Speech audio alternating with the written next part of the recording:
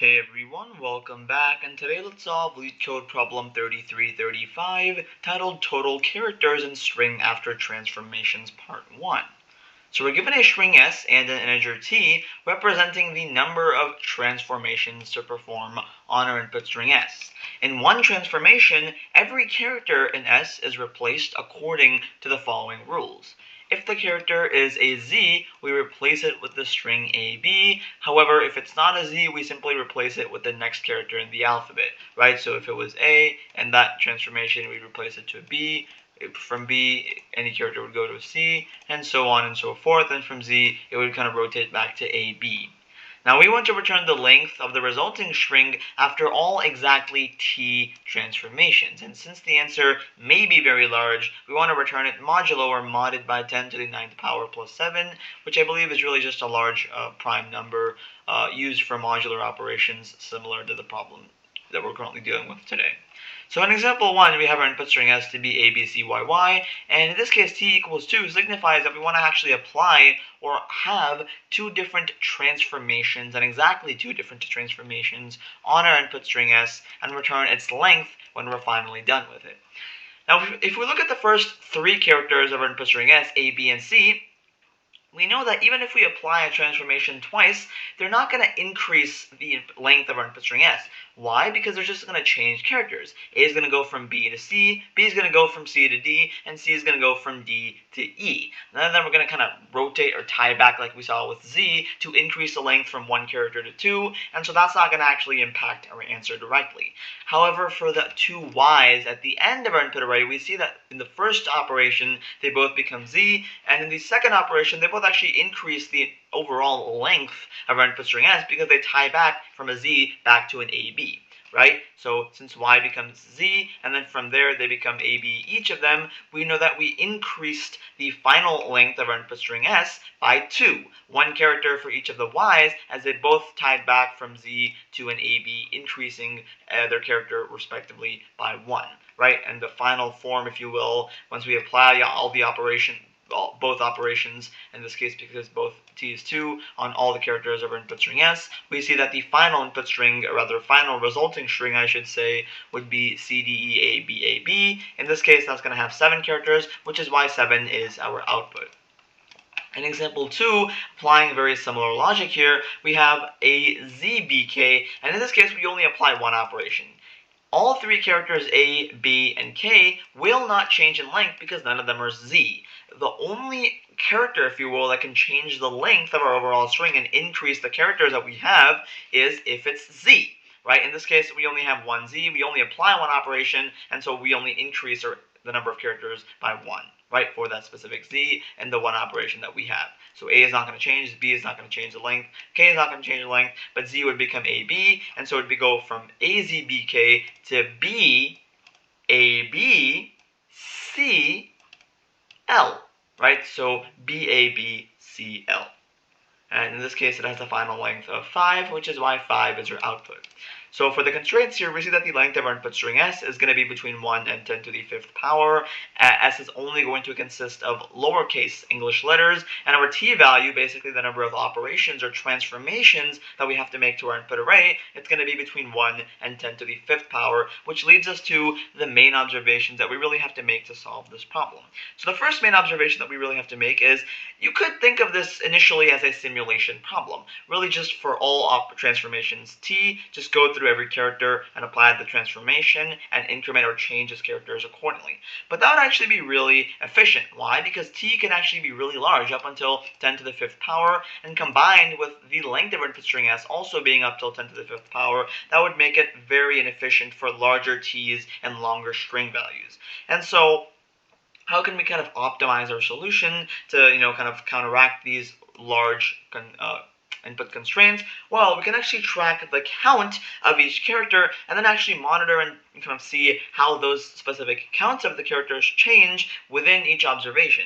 So we really just have to, instead of worrying about directly simulating or applying the operation on the entire input string S, only we really have to just monitor the counts of each the frequency of each kind of character, and depend on how it changes based on the number of transformations that we have to make, and see how many times we increase the character, right? So on a high level, how are we going to solve this problem? Effectively, we're going to kind of have a count array, if you will. Basically, it's going to be an array of size 26. Why of size 26? Well, because we have 26 characters that can potentially appear in the English alphabet in our input string S, and that's basically to just keep track of the number of times each character actually appears in the input as we go about our transformations. And for our transformation rules, we know that for all characters A to Y, they don't really change the length; they just transform to the next character. And so we have to kind of increment and update those frequencies accordingly. And for Z, however, we know that it transforms to A and B, and so we have to increment their frequencies accordingly as well. And once we actually perform these transformations T times, we'll be counting or updating the count array accordingly as we do so to accurately monitor the frequency of all the characters as we go about our transformations. So on a high level, that's how we're going to solve this problem. And yeah, let's go ahead and get into solving this problem. So the first thing that I'm going to do is actually kind of go about what the problem told me. The problem, very explicitly said that we want to first actually have a mod, or rather return our answer, modded by this large prime number. And usually when we have modulo problems like this, the first thing that I always do is just initialize that modulo or mod constant. I typically just call it mod, and it's going to be initialized to, you guessed it, 10 to the 9th power plus 7, right? The whole point of this is just to prevent integer overflow for larger input values, and kind of just to comply with the problem's requirement and constraints as we see here, right, for the input, that is. Now the next thing that we're going to do, I talked about this just a few seconds ago, is initialize that count array for that frequency. And so I'm going to call it I'm literally just going to call it count. I could call it count array, I think count is just shorter, and we're going to initialize every single value with a filler or initial starting frequency of 0, and it's going to have dimensions of 26. Why? Because again, there's 26 alphabets in the English alphabet that could potentially appear in our input array.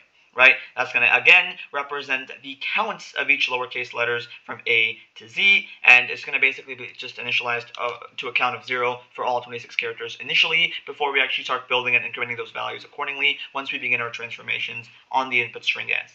Now, let's first actually increment the count before we even apply any transformations to the count. And the way we can do that is just iterate over every single character, or C in S, and this is before we even apply any operations. Let's first actually get the corresponding count for every character in the input string S and map it in the count array, right? And the way we can do that is count, and again, this is where we initialize the key of the current character. Is going to be the ord of C, where ord is nothing but an operation. It's going to be subtracted by the ord of the character A, and we're going to add, or rather increment its frequency by 1 for this current digit, or rather for this current character in our count array.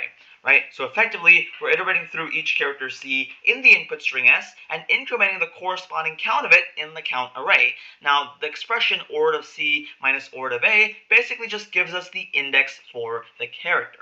Right? That's the whole point of this initial iteration before we even apply any transformations. Right? So now let's actually begin the loop for performing that transformation T times, and we can really just have an external outer straightforward T times loop to do this. So basically I'll use an underscore as my iterator just to go through this iteration or loop T times for all T transformations. So basically in the range of T to then now apply the transformation T times accordingly.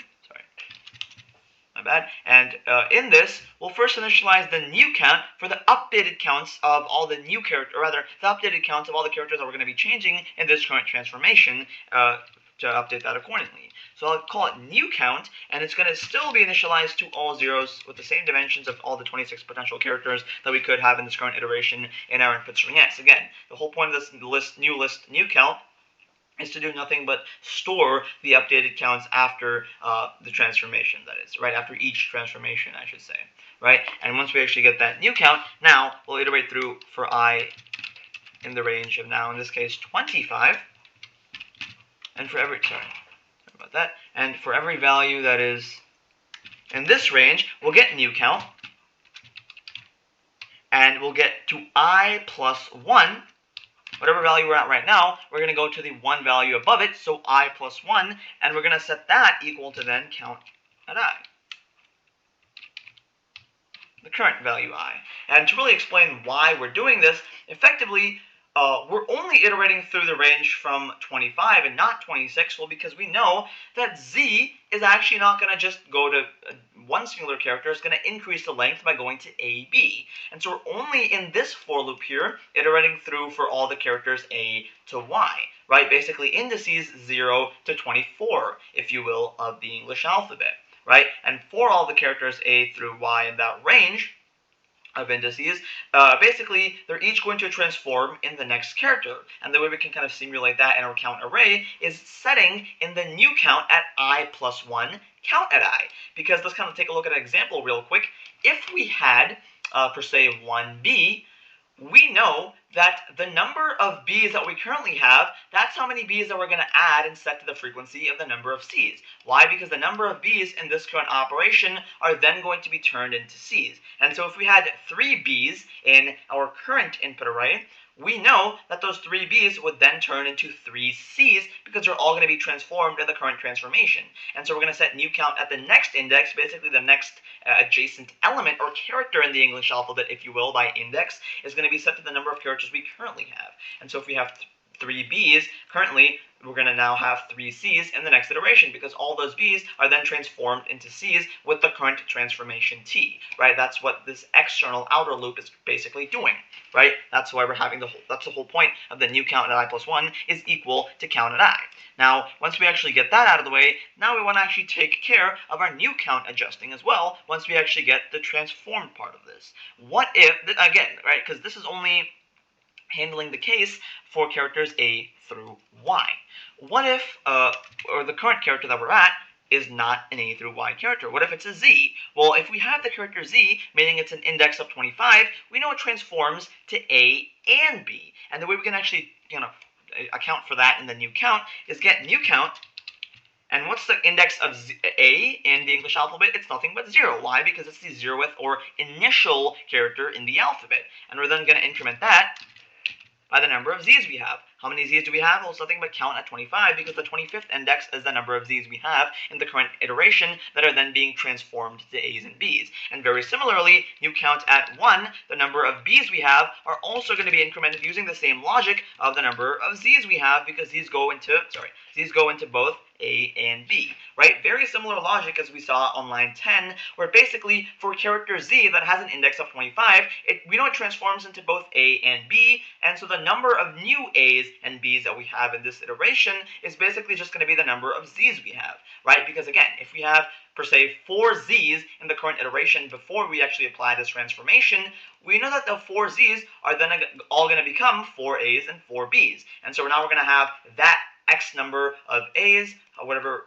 number of z's we had, and that x number of b's if the number of z's we had initially before this transformation was x, right? That's the whole point of that. The number of z's we have are nothing but the same number of a's that we have after applying this transformation, and that's going to be the number of b's we have as well after applying this transformation as well. And we don't add anything because the number of a's and b's we had before would then become b's and c's, and so the number of a's and b's we have in the current iteration is just going to be the number of z's we have that we're adding on or setting it equal to, right? Because if we had, again, 2 z's, well, then we're going to know after this transformation, we're going to add on another 2 a's and another 2 b's because all those z's are transforming to a's and b's, right? Now, that's really just the main logic of this. Now, all we have to do is just account for that modulo value because, again, we want to return our answer modded by mod and make sure we never integer overflow even while updating our counts accordingly in each of these iterations. And so the way we're going to check that is basically just we'll still have the count, and I'm going to be using something called list comprehension here. It's still going to be every value x, but in this case, it's going to be x modded by mod for every single x in the new count. So basically, we're not doing nothing but setting count equal to new count, but we're also accounting for that x modded by mod value to prevent integer overflow.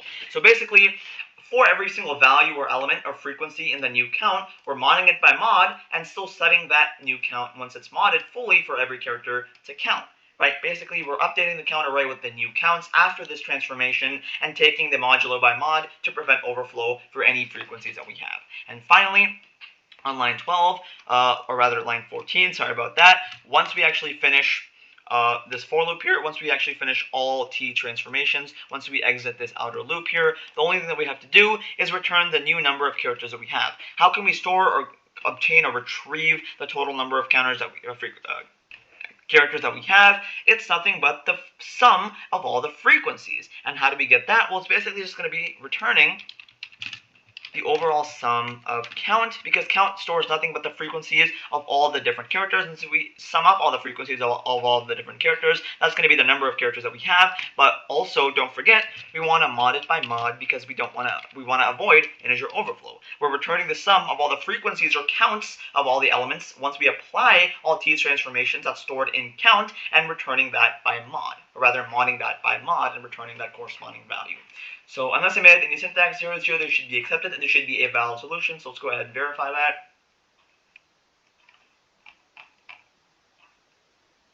And as you can see, this really is just about as efficient as you can get it to be. So on a high level, how are we really solving this problem again? Very straightforwardly, we're kind of using that idea of transformations without actually simulating it directly to the input array. We're first getting the frequency of each character and storing that in count before we even apply any operations. That's what count initially starts off as. And then we iterate over all t transformations, right? And for every transformation, we'll get a new count. That's basically the count of the characters that are now going to be transformed into in this current transformation. And first handle the case for characters A through Y. Very straightforwardly, the number of basically the frequency of whatever character that we're at is going to be the frequency of its next character, because it's then going to be transformed to its next character for, say, A to B or B to C by that amount. And we're then going to handle the case if the current character is Z by incrementing the number of Z's we have to be equal to the number of A's and B's we have, and then modding it by mod, right, for each element. And finally, once we store that, whatever new count was, back to count in each iteration, final version of count would be the total frequency of all the different characters once they're finally done with all t transformations, and returning the sum to get the total number of characters that we have as a whole in our input array once we finish all t transformations, right? And then of course we have to mod that by mod to avoid integer overflow, right? So for the runtime complexity of this solution, we know that we perform t transformations as we see in this outer loop here on line 7, and each transformation within it would really just take big O of 1 or constant time, since we're really just dealing with fixed size arrays. And so that part's not going to actually affect our runtime complexity. And so the overall runtime complexity of this, very straightforwardly, is big O of t, really just linear, if you will. And for the memory or space complexity, it's actually going to be constant, believe it or not. Why? Because sure, technically we're using auxiliary memory, we're using an extra data structure and count, but it's always going to be a size of 26. Regardless of how large our input size is, we know it's always going to be a fixed size array of length 26, and so regardless of the input size, it's always going to be constant, and so the memory or space complexity is going to be big O of 1 or a constant space complexity, right? So if you guys enjoyed the solution and learned something new, please consider liking this video and subscribing to my channel, and without further ado, I will see you guys in the next video. Bye-bye.